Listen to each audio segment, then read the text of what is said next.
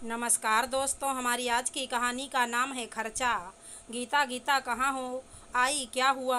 इतने गुस्से में क्यों हो? अभी महीना पूरा भी नहीं हुआ और अलमारी में घर खर्च के पैसे भी ख़त्म होने को आए। आखिर इतना खर्च कहाँ कर डाला तुमने? राजीव बाकी बचे पैसों को गिनते हुए बोला।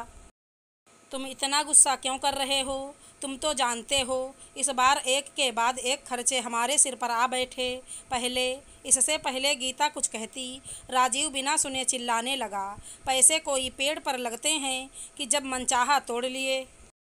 लेकिन तुम क्या जानो पैसे की अहमियत?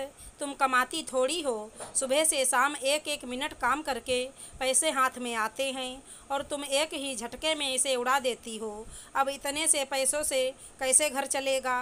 राजीव, एक मिनट मेरी बात तो सुनो। क्या सुनूं? रहोगी तो तुम हाउस वाइफ ही ना।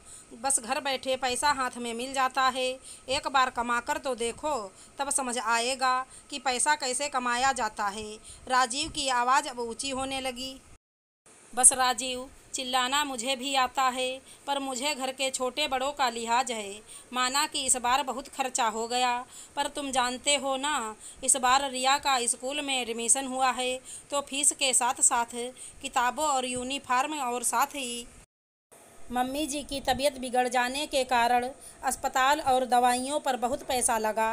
पर क्या पैसा मम्मी जी की सेहत और रिया के भविष्य से बढ़कर है? क्या उनके प्रति हमारी कोई जिम्मेदारी नहीं?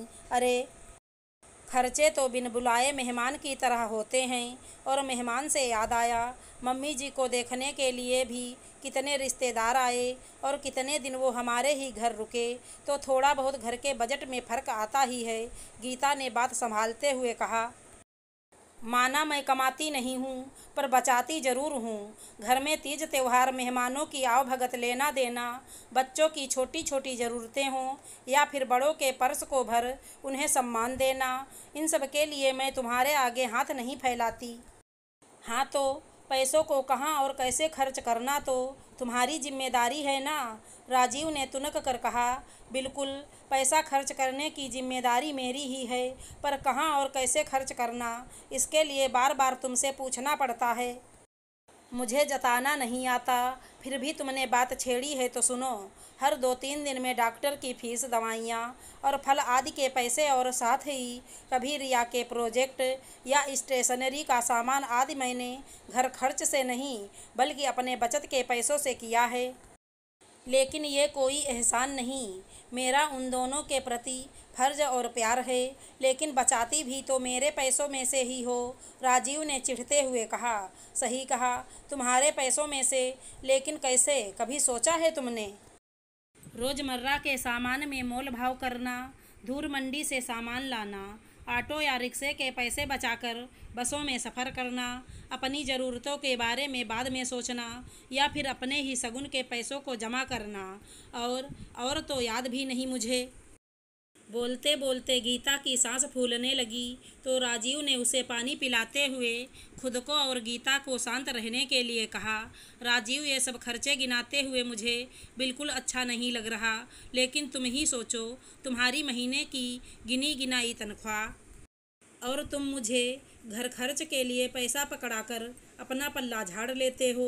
पर इसी घर खर्च से मुझे दूध, अखबार, फल सब्जी, राशन, बिजली पानी का बिल, फ़ोन और केबल के पैसे और न जाने क्या क्या संभालना पड़ता है, ये मैं ही जानती हूँ। पर क्या कभी मैंने तुम्हें ताना मारा या कम पैसे होने का रोना गाया? नहीं ना। फिर तुम ये सब कैसे कह सकते हो? गृहिणी को कम क्यों आंका जाता है? माना गृहिणी कमाती नहीं, लेकिन होम मेकर बनकर घर को पूरी तरह संभालती तो है। गीता का चेहरा मुरझा गया और आंखें भीग गईं।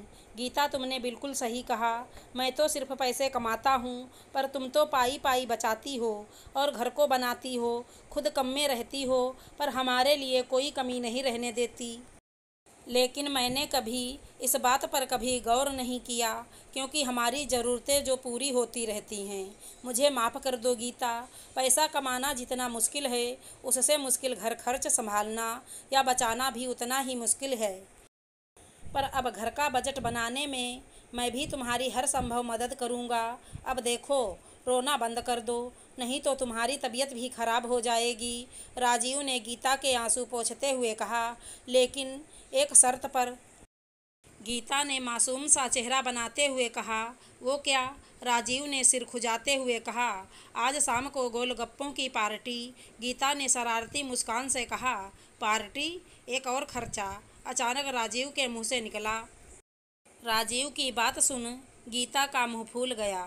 ठीक है मेरी जान, इस मुंह को जितने चाहो गोलगप्पे डालकर फुला लेना, पर कभी गुस्से से मुंह मत फुलाना। राजीव ने गीता के फूले हुए गालों को पिचकाते हुए कहा, तो दोनों हंस पड़े। आशा करती हूँ हमारी कहानी अच्छी लगी होगी। धन्यवाद दोस्तों।